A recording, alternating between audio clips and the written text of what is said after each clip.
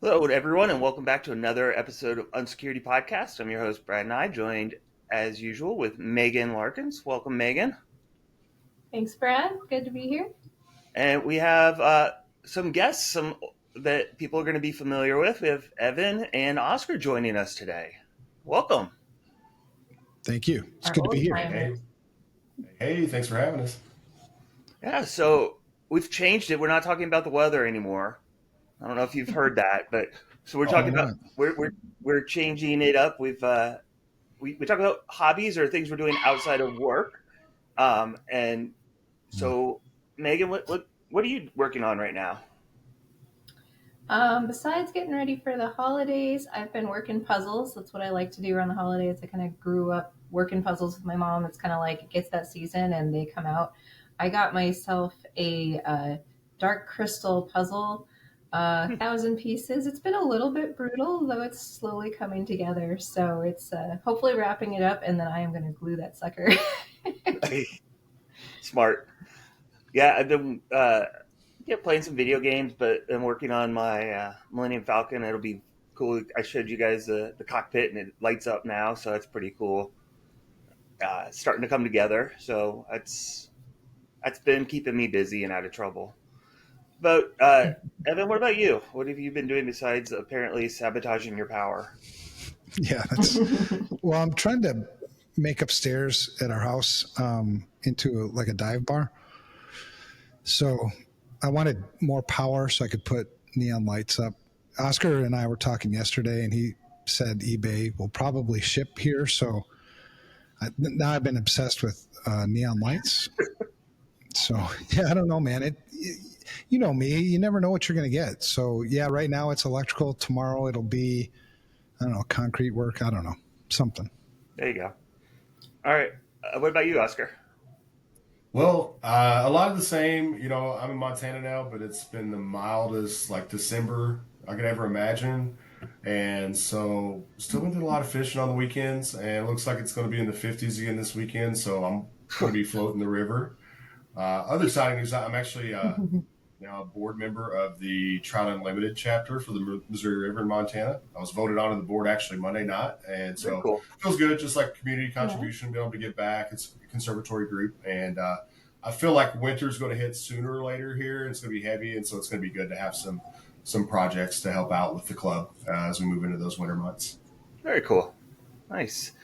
So we're here today. We're going to talk about some predictions for 2025. It's always a hot topic of what we think is going to be coming and what we've seen, based on what we've seen, I should say. Um, so let's just dive in and let's start with Oscar. What do you, based on your review of kind of the incident response stuff and things like that? What do you think we're gonna see over the next 12 months? Where to start? I mean, really, it's going to be all over the place. I think next year is going to be interesting for sure. I keep just going back to like what's the most immediate thing. Like we got a new administration coming in, right?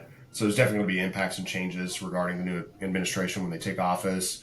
Already hearing like some murmurings of kind of relaxing some government regulatory and compliance initiatives, which to me I immediately think like, what does it mean for CMMC? Mm-hmm. Um, CMMC's been a long time coming, and so I think we all know the challenges of CMMC right now is that cool, the rule goes into effect, but we don't have enough people in the country to even regulate that, and we don't have penalties established. So it still seems a little premature to take that step forward. So my first prediction is they're probably going to roll back some of those requirements, and maybe I'm completely wrong. I've been wrong a lot before. But then, like the fun thing I keep thinking about is like, okay, AI has been the hot word for the last 2 years, right? And I think it's about time for a new hot word to like hit the market again. And I think the new hot word's actually an old hot word, but they're going to replay it this year. We're going to see a big push. I think we're going to start to hear a ton about quantum, and I think they're going to push post quantum crypto and prepping for that. It's like it's kind of true. I get it. Like post quantum theoretically is coming at some point, but I've been hearing that for years and years and years. Right. And I understand that when quantum happens, our cryptography is no longer going to be acceptable, and it's crackable and easily defeatable if this happens. So I think there's going to be a big push for post quantum crypto next year. Mhm. Now, is it going to be needed? Maybe in a decade. I don't No, but I've been hearing this shit for a really long time. But that's my prediction. That's going to be the next hot word, the buzzword that people are going to start pushing technologies for next They're year. not they're not You quite selling quantum computers at Best Buy yet. Right. Yeah. know, well, going back to your CMMC, I think that's an interesting take, but I would almost, I almost feel like maybe the government doesn't enforce it and do penalties, but I think your prime contractors are still going to require it of their subcons because it is going to be coming at some point, and we're already seeing primes requiring CMMC compliance for subcontractors to bid. So I I don't mean, think, they've already, theoretically put the rule in effect, but how are they validating the rule? That's right? the problem that I have. And so they may say, hey, you have to do this. And then but at the end of the day, we don't have the independent auditors to be able to validate that are certified on those controls. No, And so no, I'm not saying they're not going to say like, hey, you shouldn't be doing this stuff. But as a regulatory requirement, I don't think we're yeah, ready. And I've kind of heard rumblings like that's one thing to expect with a new administration is like, they're probably going to relax some of the regulatory requirements and make it more of an opt-in scenario. I don't know. Yeah, yeah, I don't know. I've heard both ways just because the CMMC ruling started up originally, not necessarily initiated by Trump, but under his first rule time in office. But then also, yeah, it does seem like a lot of momentum. The other thing I've heard is that some of these smaller organizations that are down the line and can't afford to do all of this, but also because the government needs their services, needs the part that they generate, there's going to be a lot of potentially acquisitions of larger companies buying up their uh, manufacturers, the people that supply their critical parts to them, and that's kind of started Yeah. happening already. It'll be interesting to Oh, yeah. see if that trend continues. it's Mhm. interesting. Very cool. Evan, put you on the spot now, and you can't Sure. copy Oscar. Why? That's not Why can't? exciting. That's Yeah, but you're supposed to emulate people you respect. You So wouldn't give us okay, new content to talk about. no. So it's funny. Like last week, I wrote this cybersecurity predictions for 2025, and I was going to reach out to FRSecure's marketing to see if they wanted my list. So I have a top 10, and Oscar actually mentioned number 2 on my list, which is the post quantum cryptography. I agree with that. That's yeah, you're going to hear a lot more of it. And I can just pick one off my top 10. I think AI and deepfakes mm-hmm. are going to take a lot more center stage in 2025 because I mean it's a great tool for nation state, and it's a great tool for the the money motivated attackers. They can. Yeah. You kind of saw them this year figure out how they were going to monetize the deep fake stuff, and then a lot of that stuff kind of got the motivations behind the deep fake stuff was kind of hidden from the elections this year. Next year we have no elections, so I think next year you're going to see a lot more deep fake monetization. Interesting. I think kind of in line with that, another thing I've been thinking about, Evan, is like evolution of AI. And, one thing again, we go back to like, it's been the hot word for the last 2 years, and everybody's been like, at racetrack speeds, integrating LLM technologies into their critical business processes. And I think without a lot of forethought, man, like what are the Right. implications of this to Mm-hmm. my data and how the data is handled? But even more so too, like what is our guidelines and regulatory or our guidelines and processes for being able to regulate the LLM model itself and understanding like is it susceptible to introduction of bias, right? How do we For ensure sure. data integrity? Like not only Yeah. are how are we protecting the data we put into that, but how are we ensuring the integrity of the model itself remains intact? And so I think that's going to be a big push in our space is really trying to understand more how do we properly test these LLMs and continually test and monitor for the sole purpose of integrity. And I believe that's going to be a big push that we should see, and I hope we see in our space. Yeah, I Yeah. mean the industry was already the Wild West, and AI is like fringe Wild West. It's like frontier Wild West, where we're just releasing new things all the time. We're not thinking first, which is kind of human Yeah. nature. But Mm-hmm. it's AI scares me a little bit because it really is going to come back to bite us in the ass.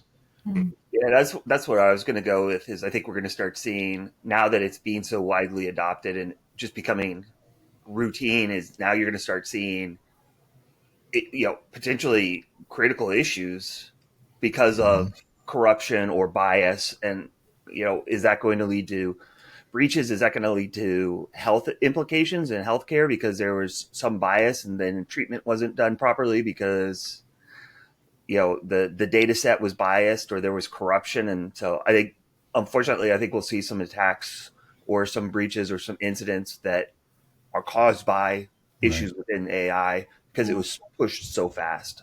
Yeah. And it is all absolutely biased. It's not even the data sets that are biased. The algorithms are biased. Yeah. Well, I think So- that even, sorry, just hearing on the news today, like legal implications, because I think they were talking about, I think they were saying United Health Care, the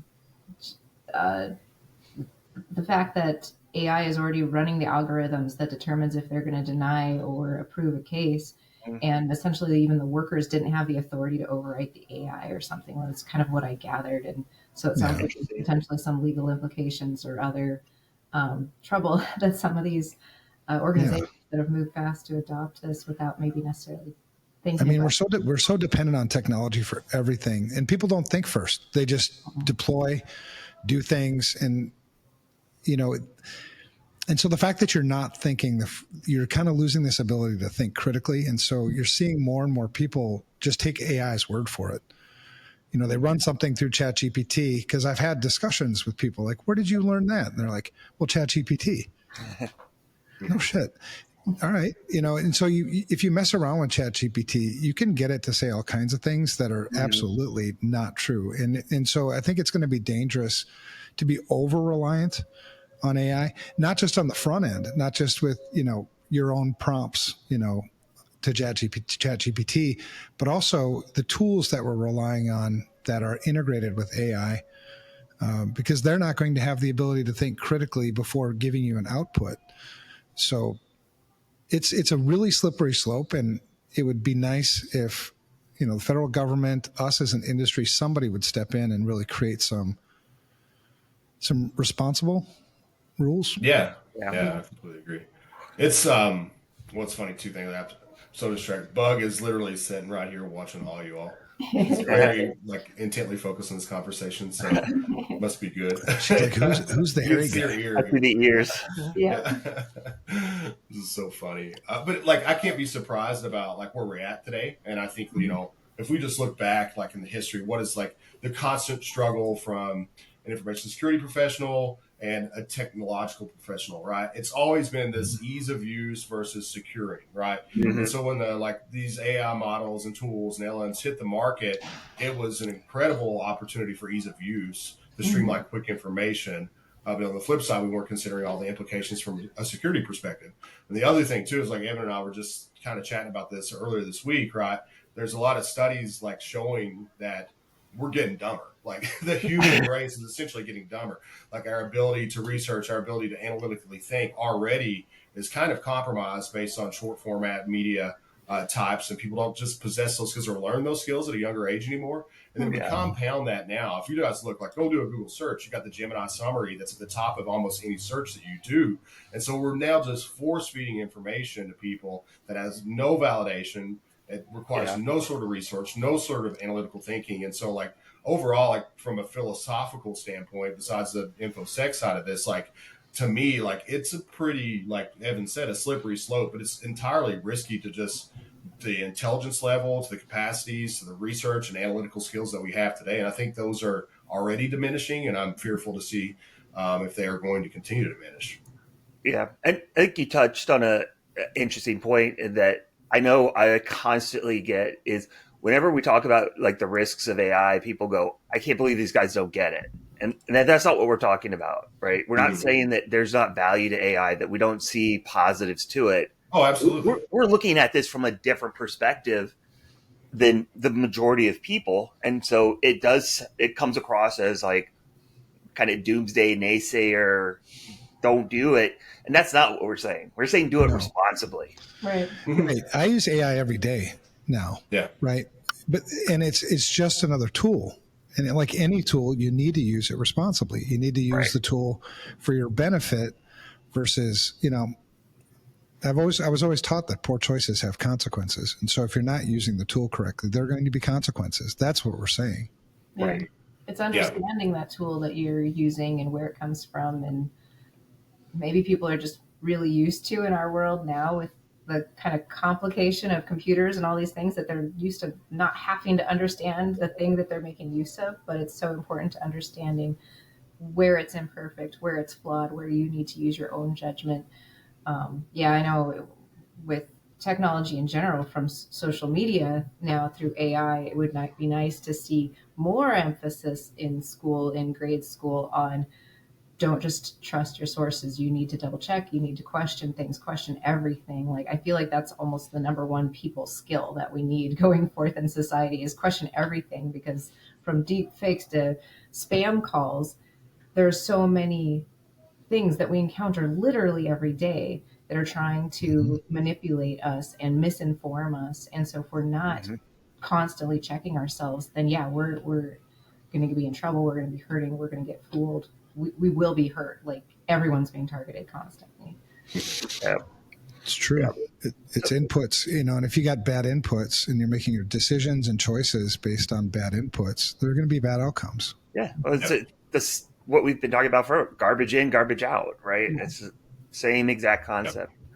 So, Megan, I don't want to skip over you real quick. What is your prediction for next year? So we kind of went off on the AI thing there for a few Well, minutes. yeah, I didn't want to forget. AI has been the thing most on my mind that I've been thinking about, because at least from my perspective, it's gone so much further than I expected this year, and I did not expect it to be just this everywhere thing. It was kind of like, oh, cool. At the beginning of the year, it's being tried out in a couple little niche areas, and by now, like Evan said, everyone's using it every day. I'm surprised how many people I talk to, and they're like, "Oh yeah, I use ChatGPT every day. I use it to write an email." We had ads on the Olympics telling parents to have their 5-year-old children use AI to write better letters to Olympians. It's like, are you kidding me? What happened to Yeah. the gorgeousness of child's terrible spelling and writing? But it was authentic. It's going to remove this authenticity, and it's just like everywhere. Nobody's good enough anymore. We're all going to have to be AI perfected. Social media filters to the nth degree. But yeah, I think that, and then the compliance thing's a real question, like Oscar mentioned, with the change in administration. The other one on my mind is HIPAA, because we were expecting to see Mm-hmm. some additional HIPAA regulations come through before the end of the year. They haven't happened. So if CMMC does continue to push forward, I'm kind of thinking maybe the healthcare stuff won't, just because that has been much more kind of, it feels like that rollout's been much more hesitant. So kind of just curious to see, yeah, what happens, what rolls back, even from the administration change. I think we're potentially seeing upheaval in general of, is other regulation that we already have going to take a step back? Maybe, maybe not. I was hearing another conversation. It's like, Trump speaks what's on his mind at the moment. It may change 5 minutes from now. So it just all is a matter of who's he talking to, what comes down, what actually rolls through, what does his administration push forward. We can't really predict that necessarily. Yeah. So Yeah. What about you, Brad? Are you going to give us one? Well, yeah, no, I think it's in line with the AI. It was with the we're to see something bad is going to happen because the root cause is going to be corruption within the data. It said corruption or bias within that, and there's going to be I think we're going to start seeing that more, that something goes down or there is some sort of a medical issue where somebody's going to not have something or get treated wrong or something's going to happen, and there's going to be a lawsuit or death or something like that, because we're seeing it, like you said, just being implemented without any safeguards. Mm-hmm. I got a question. If that Yeah. happens, are we even going to hear about it, Brad? Uh, And I hate to when go there's a that route. lawsuit, I You're think talking you about, will. some of the, if it's a one-off situation though, If there is a death related to this, or there's some significant impact of life, and I hate to go all, I don't know, weirdo here on you, but we're talking about Go ahead. some of the biggest corporations in the world with the most money in the world that they've invested in this technology. So, I'm not saying I think you'll get it everyone's because you'll get fault, but whistleblower.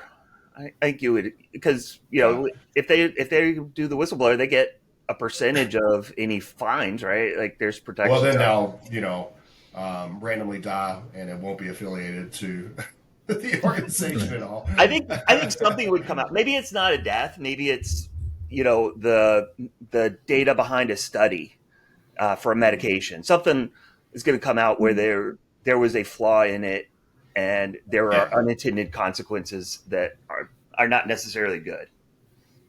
Did you guys hear about the The Chat crazy thing GPT though is whistleblower? Sorry.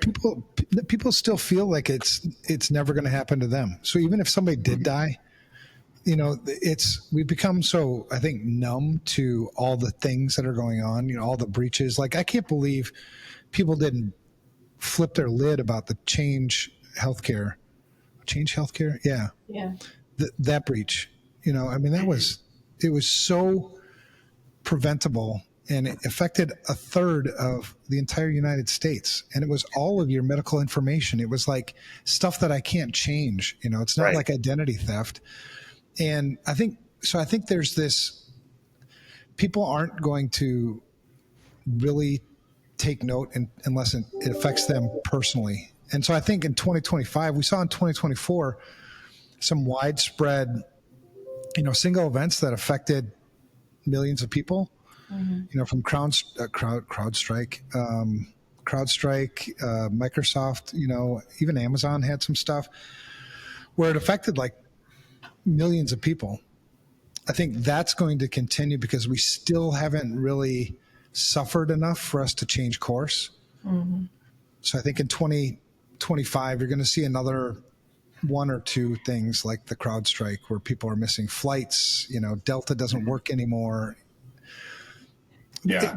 And the sad thing is that's sort of what we need for people to take note, rather than just the news of some dude who died in Oklahoma from, a ransomware attack or something.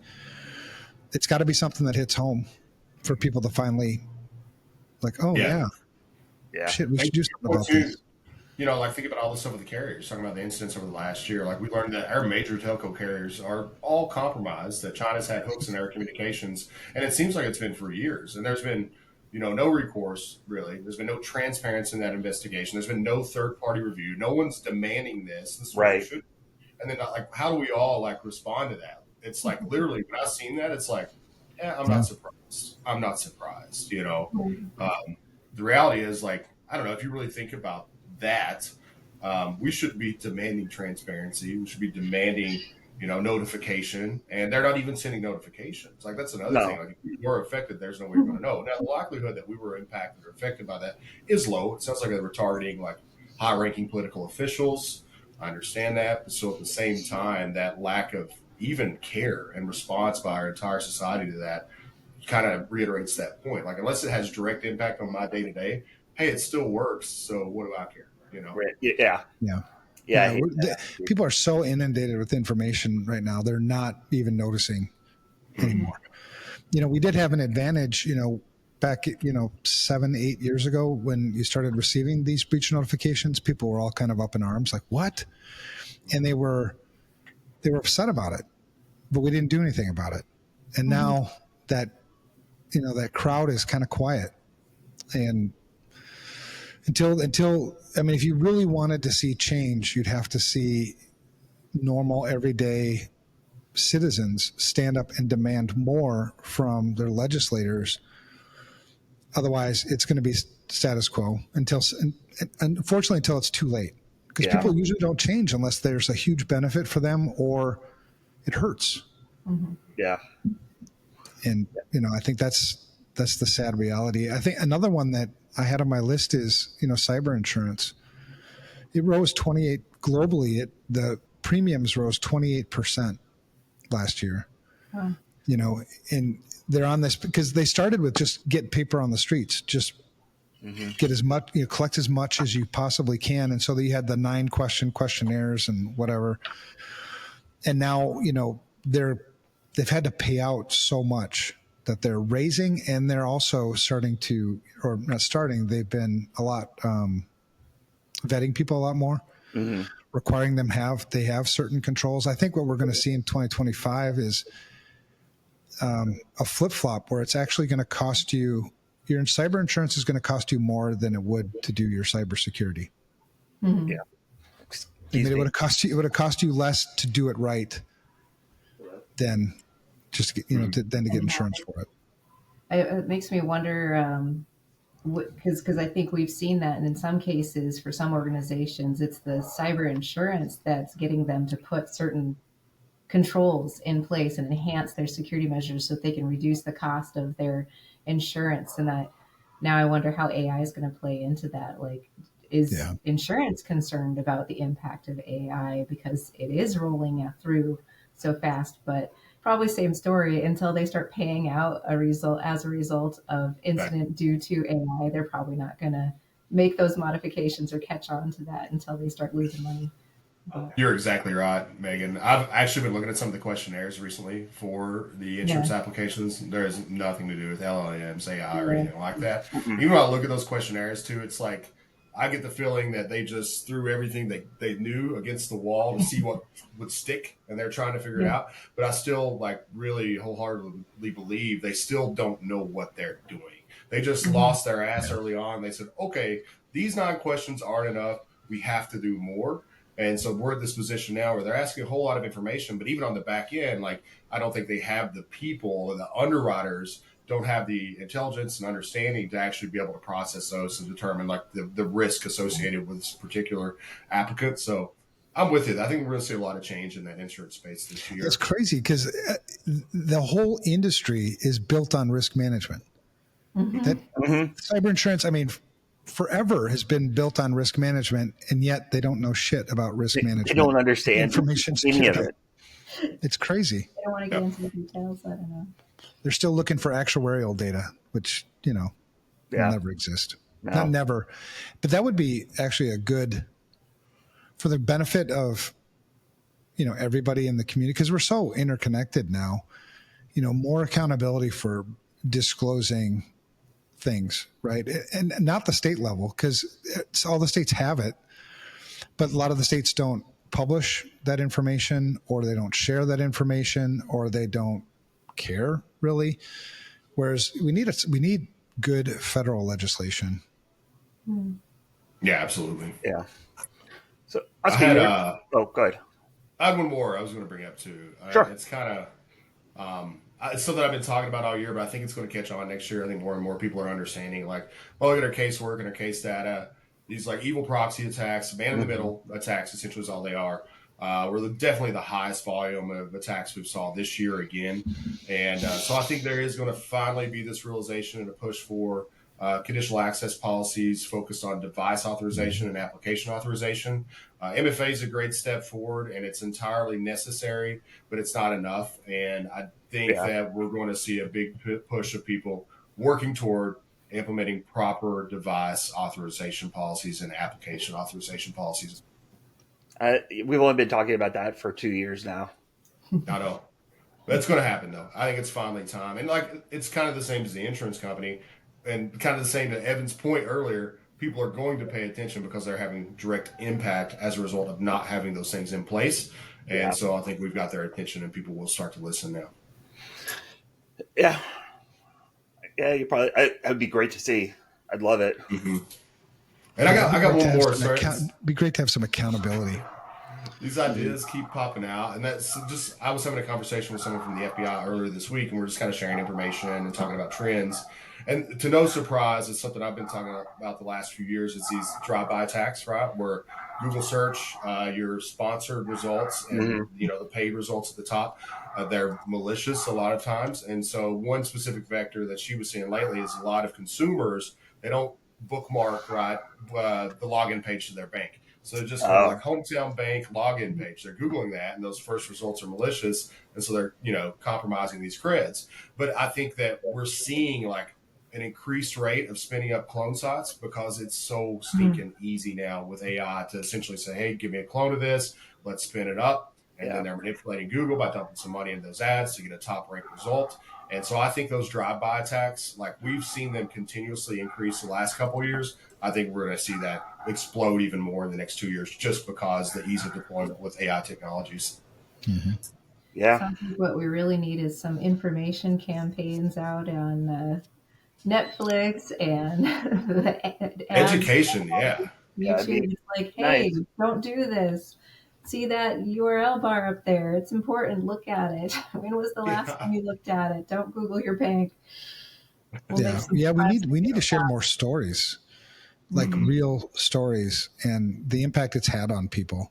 Because it seems like people relate to that, Mm-hmm. but rather than us just telling you can't do this, don't do that, don't do this, and here's a whole bunch of regulations, like stories, Mhm. so they I'm can with see you, Megan. themselves in it. Let's buy up all the ads on YouTube, because everybody watches YouTube, and Yeah. we're all annoyed by those ads. But at least we could just spread some knowledge to Get people. some good stuff out there. Yeah, it'd be nice. We'll get on marketing on that. Yeah, I was say, let's Yeah, talk to our marketing team. We gotta get we got to started. make them over the top though, so they actually pay attention. Yes. Yes. Well, yeah. Evan on there screaming, "Are you sick of your credentials getting compromised? Listen here, listen here." Yeah. You do one of those like, I don't know what happened. I'm trying to go to my Oh man. That would be fun. Awesome. Well, great conversation. Thank you guys for joining us. We still do the shout out. So, Evan, Nice.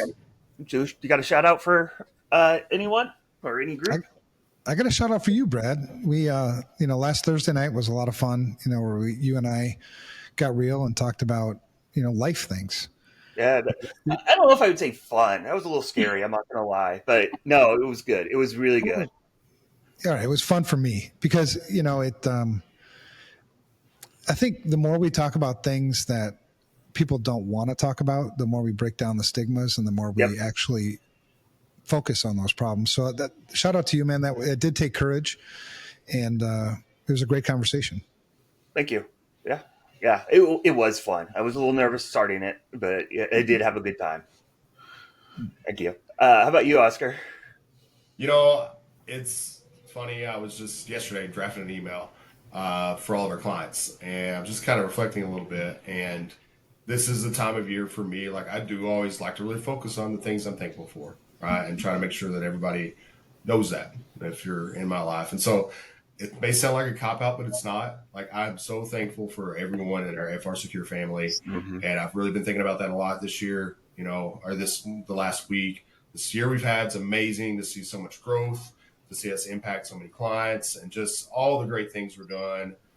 Makes me so happy. I tear up even talking about it a little bit right now. So I'm just thankful for our FRSecure family, everyone we've got that's part of it. It's amazing, and I can't wait to see what we're going to do next year as well.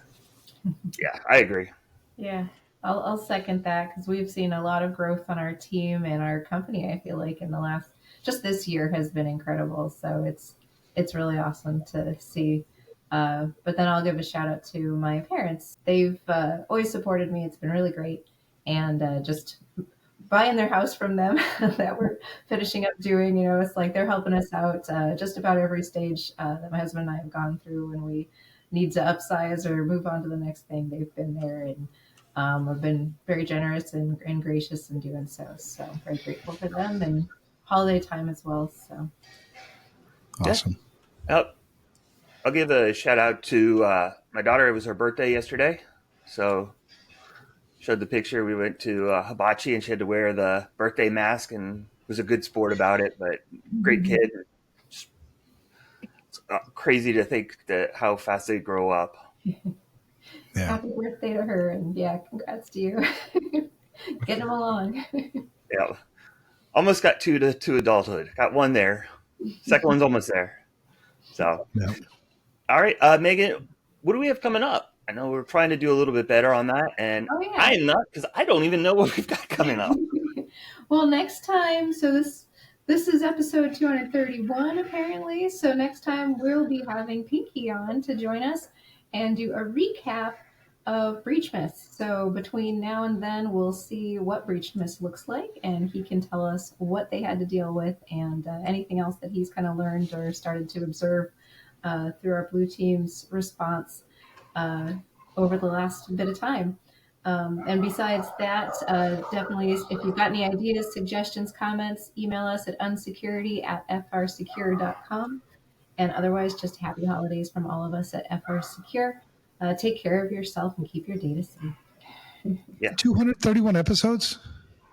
That's right. Welcome Holy to crap. 231. I remember number 1. Do you remember that one, Brad? Unfortunately. What do you mean, unfortunately? That was awesome, man. It was a blast at the time, but looking back at it, you're like, ooh, we did not know what we were doing. No, I still don't know what I'm doing, but that was the fun part of it, because the whole point was I wanted to spend an hour a week with you. Yep. And so that's what we did. We just started talking for sometimes longer than an hour, and then, recorded it for the podcast. Because I remember some of the early feedback too. People were like, yeah, you guys just talk about catching up and stuff. And I'm like, no, yeah, that's what we do. That's who we are. Well, everybody's in such a damn hurry that they're always like, get to the point, get to the point, get to the point. And you miss out on all the beautiful things that happen while you're getting to the point. You know what I mean? Yeah. Spending those meetings, getting to know people, as opposed to like, all right, let's get something done and move on. Reminds me of that's what I love about FRSecure. FRSecure, we treat things like relational, not transactional. When I was a kid, I would, my papa would take me places. He would drive so slow, I would get annoyed. Like, can we speed up? And he would always say, you got to learn to enjoy the roses as you go. Yeah. And it's just about, what I've been saying. Slow it down, pay attention, and appreciate the moments you have with each other. Everybody's got this fear of missing out. You're not going to, what you're missing out on is what's right in front of your face. Yep. Yeah. Yep. Great message to end on. So thank you, Evan and Oscar. Thank you, Megan.